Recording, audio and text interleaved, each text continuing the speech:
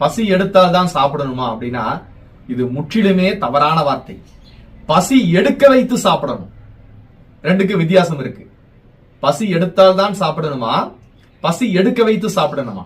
பசியை வர வரைக்கும் நான் வெயிட் பண்ணி சாப்பிட்டேன் அப்படின்னா கண்டிப்பா உடல்ல கேடு விளைவிக்கும்.